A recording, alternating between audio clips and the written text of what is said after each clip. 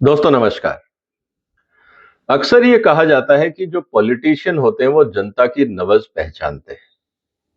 लेकिन जिस तरह से पिछले कुछ महीनों में चुनावों के परिणाम आ रहे हैं, मुझे लगता है या तो हिंदुस्तान के पॉलिटिशियंस जमीन से कट चुके हैं या उनको जनता की आवाज सुनाई नहीं देती, या वो जनता के बीच में जाके सच जानना नहीं चाहते। स्थिति हमारे सामने है।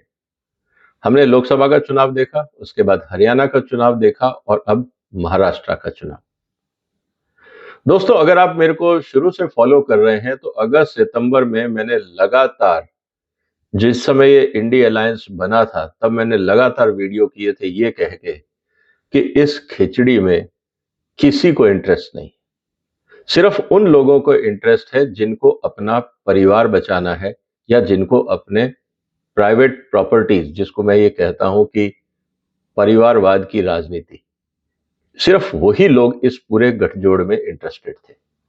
उसके अलावा इस पूरे गठजोड़ में किसी का कोई इंटरेस्ट नहीं था। इसकी चर्चा अब डिटेल में करूंगा, इसलिए आपसे निवेदन है कि इस वीडियो को पूरा देखिएगा। और पुराने वीडियोस अगर आपने मेरे नहीं देखे हैं, जहां मैंने विस्तार से एक एक पार्टी लीडर की विस्तार से चर्चा करी और कैसे वो पार्टी इस गठजोड़ में जुड़ी है लेकिन उसका कंट्रीब्यूशन कुछ नहीं होगा, ये भी मैंने डिटेल में चर्चा की थी। वो लिंक भी मैं इस वीडियो के नीचे आपके लिए डाल दूंगा। दोस्तों, अब सवाल इस बात का है कि महाराष्ट्र में जो हुआ, क्योंकि 6 महीने पहले तक तो ये कहा जा रहा था किसान आंदोलन बहुत तेज है, वहां पे पिछड़ी जातियों को लेकर, ट्राइबल्स को लेकर और बहुत सारे मुद्दे ऐसे थे जिसके कारण वहां पे एक असंतोष था। आप लोगों से बात करते थे तो लोग ये कहते थे कि क्योंकि जिस तरह से प्याज पे बैन लगाया है, बाकी चीजों पे बैन लगाया, किसान बहुत नाराज है। हालांकि कुछ हफ्ते पहले भारत सरकार ने वो बैन हटा दिया था। निश्चित रूप से उसका पॉजिटिव असर पड़ा। टाइमिंग बहुत इंपॉर्टेंट चीज है। तो जो व्यापार के लोग हैं, जो कृषि व्यापार से संबंधित हैं, उन लोगों से जब मैं बात कर रहा था, महाराष्ट्र के पुराने जो मेरे साथी हैं उनसे, तो उन्होंने एक बात कही कि विजय जी, किसान इस समय पैसा बना रहा है, तो जो गिले शिकवे थे वो सब खत्म हो गए। तो जब किसान पैसा बना रहा है, प्याज वाला किसान पैसा बना रहा है, तो दिक्कत कहां है? अब सवाल इस बात का है कि क्या ये सिर्फ प्याज के दाम और कृषि मुद्दों को लेकर राजनीति होती है, या बड़ा मुद्दा है? क्योंकि पहले तो हम इस बात की चर्चा करेंगे कि इंडी अलायंस का भविष्य क्यों नहीं है, ना वो था। इस गठबंधन में जितने लोग जुड़े हैं वो एक्चुअली एक दूसरे को पसंद ही नहीं करते।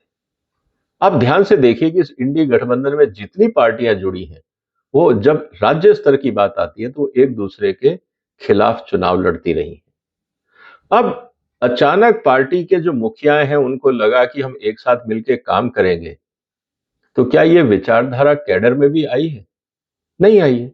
जो उनके फॉलोअर्स हैं वो चाहते ही नहीं थे एक दूसरे के साथ बात करना, तभी तो वो अलग अलग खेमों में बटे थे। अब क्योंकि पार्टी के नेताओं को अपना परिवार बचाना है, अपनी पॉलिटिकल प्रॉपर्टी बचानी है, पॉलिटिकल एसेट्स बचाने हैं, तो इसलिए वो तो इकट्ठे हो गए, लेकिन उनकी पार्टियां इकट्ठी नहीं हुई। ये बात हमें समझनी होगी, और इसका मैंने उदाहरण उस समय भी दिया था कि जब एक कंपनी दूसरी कंपनी को मर्ज करती है तो मैनेजमेंट चाहे एक दूसरे से बात कर ले, एक दूसरे को समझ ले, लेकिन प्रॉपर इंटीग्रेशन में 2 से 3 साल लग जाते हैं। बहुत सारे लोगों को आपको हटाना पड़ता है, रीलोकेट करना पड़ता है, रीडेजिग्नेट करना पड़ता है, एक दूसरे की इच्छाओं का ध्यान रखना पड़ता है। कन्फ्लिक्ट्स होते हैं कि कौन सुपीरियर, कौन इंफीरियर, कौन मालिक, कौन नौकर, ये इश्यूज बहुत रहते हैं। लेकिन पॉलिटिकल सिस्टम ने इस बात को नहीं समझा। दूसरी सबसे बड़ी बात इसको लेके है कि ये जो गठबंधन बना, इसकी सोच क्या थी, इसकी फिलॉसफी क्या थी, इकट्ठे आए क्यों? जनता आज तक नहीं जान पाई कि इंडी अलायंस बना क्यों था। क्या इंडी अलायंस इसलिए बना था कि बीजेपी को हराना है? तो क्या ये राजनीतिक मुद्दा है या राष्ट्रहित का मुद्दा है? सवाल इस बात का है कि आपको हराना है बीजेपी को, चलो मान लिया, लेकिन हरा के आप करोगे क्या? देश के सामने आपने अल्टरनेट प्लान क्या रखा है? कुछ नहीं, जीरो। तो जनता आपसे जुड़ ही नहीं पाई कि आपको क्यों वोट दिया जाए। तीसरी बात, आपका नेता कौन होगा? एक दूसरे की गर्दन पे लोग लटके रहते हैं, एक दूसरे को पसंद नहीं करते, एक मीटिंग आज तक ये ढंग से नहीं कर पाए, ये सरकारें कैसे चलाएंगे? क्योंकि अगर मान लीजिए कि ये इंडी अलायंस जीत भी जाता, तो झगड़ा इस बात को लेकर होता कि कौन किस पद का मुख्यमंत्री या मंत्री बनेगा।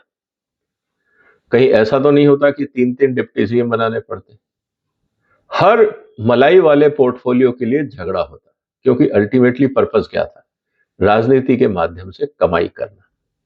और अगर आप उनको कोई सब्सिडरी डिपार्टमेंट दे देते तो भाई साहब मुंह फुला के बैठ जाते, फिर वो धमकी देते कि हम गठबंधन से बाहर जा रहे हैं।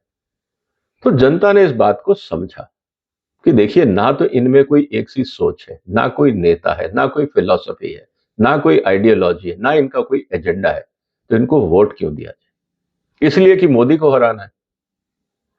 एक कहावत है ना, जो कहा जाता है कि नहीं मामा से तो काना मामा अच्छा।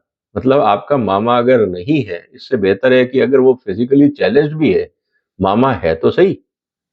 कहने का मतलब क्या है? जैसा भी है, लोगों को लगा कि मोदी सरकार, बीजेपी कुछ ना कुछ तो करेगी, इनका तो वो भी भरोसा नहीं। अब ये एक एजेंडा लेके आए थे, संविधान बचाना है। संविधान बचाने की जिम्मेवारी पॉलिटिकल पार्टीज की नहीं है, वो जिम्मेवारी है भारत के अदालतों की, सुप्रीम कोर्ट की। तो ये लोग कब से अपने आप को सुप्रीम कोर्ट से सुपीरियर मानने लगे? ये संविधान कैसे बचाते? ना ये लोकसभा में है, ना ये किसी राज्यों में है, तो ये कैसे बचाते? जस्ट इनको वोट मिल जाए तो मतलब संविधान बच जाएगा? कोई लॉजिक किसी कम्युनिकेशन में समझ में नहीं आया। मुझे लगता है कि इस समय जो इंडी गठबंधन के घटक दल हैं, उनमें बड़ी खलबली है कि हम कहां बैठ गए। इस खिचड़ी में हम उतर तो गए, लेकिन इसका स्वाद किसी को नहीं आ रहा। Nobody is enjoying this partnership.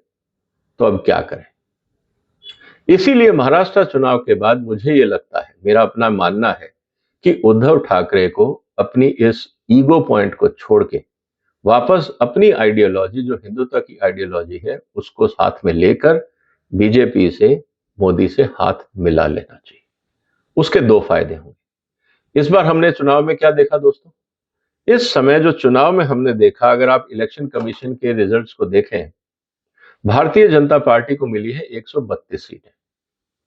Shiv Sena, Shinde group को मिली है 57 सीटें। एनसीपी, अजीत पवार साहब को मिली है 41। शिवसेना उद्धव ठाकरे को मिली है 20। कांग्रेस का नंबर उनसे भी नीचे है 16।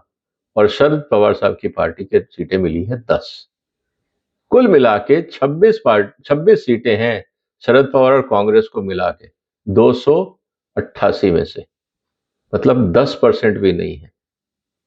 अब सवाल इस बात का है कि क्या उद्धव ठाकरे, जो इस समय सबसे बड़ी पार्टी है, इसका मतलब जनता आज भी उद्धव ठाकरे के साथ है। इसीलिए उद्धव ठाकरे को चाहिए कि ये खिचड़ी से बाहर निकले और दोबारा अपनी आइडियोलॉजी को संभालें और बीजेपी से हाथ मिलाएं। नहीं तो बची खुची जो उनकी, जिसको आप कह सकते हैं कि वोट बेस है, वो भी माइग्रेट होकर या तो बीजेपी में चला जाएगा या शिंदे गुट में चला जाएगा। अगली बार अगर चुनाव होंगे 5 साल बाद, तो ठाकरे साहब के पास ये पूंजी भी नहीं बचेगी। मतलब वो पॉलिटिकली इनसिग्निफिकेंट हो जाएंगे, उनका कोई अस्तित्व ही नहीं रहेगा। क्योंकि 5 साल आपका फॉलोअर आपका इंतजार नहीं करेगा, और फॉलोअर ये जानता है कि आप गलत राजनीति में। क्योंकि आने वाले दिनों में जिस तरह से वोटर्स ने एक है तो सेफ है का नारा एडॉप्ट कर लिया है, चाहे आप उसके कोई भी मीनिंग निकालें, ये चीज उद्धव ठाकरे को भारी पड़ेगी। इसीलिए मेरा ये मानना है कि महाराष्ट्र चुनाव के बाद उद्धव ठाकरे को अपनी 20 सीटें लेकर मोदी लेड या बीजेपी लेड एनडीए में शामिल हो जाना चाहिए। इससे उनकी राजनीति बचेगी। रही बात बाकी खिचड़ी दल, उनका कोई फर्क नहीं पड़ता, क्योंकि वो वैसे ही हाशिए पे। और आपने देखा होगा, जैसे जैसे ये छोटे छोटे रीजनल पार्टीज के संस्थापक इस दुनिया से विदा हो रहे हैं, वो पार्टियां ही खत्म होती जा रही, क्योंकि उनके पीछे ना तो कोई आइडियोलॉजी है, ना उनके पीछे कोई इस तरह का ऑर्गेनाइजेशन है कि जो पार्टी को संभाल सके। वहां सीधा सीधा सक्सेशन प्लानिंग है कि बाप के बाद बेटा। वहां ना कोई डेमोक्रेसी है, ना कोई आइडियोलॉजी। और यही चीज हिंदुस्तान की जनता को अब पसंद नहीं। दूसरा, आज हिंदुस्तान की जनता दुनिया के बाकी लोगों की तरह एक क्लियर मैसेज चाहती है कि आपकी आइडियोलॉजी क्या है। अगर आप वो नहीं दे पा रहे हैं तो आपकी जरूरत नहीं है। अब सवाल इस बात का है कि जब तक राहुल गांधी इंडी गठबंधन के मुख्य कर्ता धर्ता हैं, क्या इंडी गठबंधन को कभी कोई आइडियोलॉजी मिल पाएगी? क्योंकि राहुल गांधी साहब आज तक खुद नहीं बता पाए कि उनकी आइडियोलॉजी क्या है। वो बार बार बोलते हैं संविधान बचाना है, ये कोई आइडियोलॉजी है? दूसरी तरफ वो बोलते हैं हमें बिजनेसमैन नहीं चाहिए, गरीब लोग हैं, संपत्ति उनके हाथ में होनी चाहिए। अरे भाई, किसी ने, बिजनेसमैन ने लूटी है संपत्ति? आपके कानूनों के हिसाब से मेहनत करके उसने बनाई है। जितना राहुल गांधी लेफ्टिस्ट आइडियोलॉजी को अडॉप्ट करते हैं, उतना फ्री मार्केट इकोनॉमी और जो एजुकेटेड क्लास है वो राहुल गांधी से दूर होती जाती है। क्योंकि पहले भी रिजर्वेशन को लेकर और अब जिस तरह की जातिवाद की राजनीति को लेकर राहुल गांधी अपना एजेंडा पुश कर रहे हैं, डिवाइड एंड रूल, जो अंग्रेजों की सोच थी, राजनीतिक सोच थी, डिवाइड एंड रूल, कांग्रेस और राहुल गांधी आज तक उसी आइडियोलॉजी को पुश कर रहे हैं। देश की जनता ये नहीं चाहती, क्योंकि देश की जनता मैच्योर हो चुकी। सोशल मीडिया राहुल गांधी की हर बात को हर तरह से डिटेल में एक्सप्लेन कर देता है, तो जो राहुल गांधी नैरेटिव बनाना चाह रहे हैं वो पूरा हो नहीं पा रहा, और इसका फायदा बीजेपी को मिल रहा है। तो दोस्तों, मेरा ये कहना है कि अब महाराष्ट्र का रिजल्ट आ गया, बहुत कुछ बदलेगा। क्या इंडी अलायंस एक रहेगा? पहला सवाल। दूसरा, क्या उद्धव ठाकरे को इंडी अलायंस के साथ रहना चाहिए या अपनी आइडियोलॉजी को अपनाते हुए बीजेपी लेड एनडीए में चले जाना चाहिए? कम से कम वहां आइडियोलॉजिकली वो सेफ रहेंगे, उनको सम्मान मिलेगा। जो गिले शिकवे थे उनको भरने में टाइम तो लगेगा, क्योंकि गलती उन्होंने ही की थी, निश्चित रूप से। अब वो उतना रेस्पेक्टेबल नहीं होंगे जितना वो शायद पिछले 5 साल पहले थे, लेकिन गलती की है तो सजा तो मिलेगी। लेकिन अपना वोट बचा लेंगे, पार्टी बचा लेंगे, आइडियोलॉजी बचा लेंगे। आपको क्या लगता है दोस्तों कि महाराष्ट्र के चुनाव रिजल्ट आने के बाद इंडी गठबंधन का क्या होगा? जो भी आपके विचार है कमेंट बॉक्स में लिखिए। इस वीडियो को शेयर करिए, लाइक करिए। अगर चैनल सब्सक्राइब नहीं किया तो जरूर करिए। फिर मुलाकात होगी एक और महत्वपूर्ण मुद्दे के साथ। तब तक अपना ध्यान रखिएगा। फिलहाल वंदे मातरम।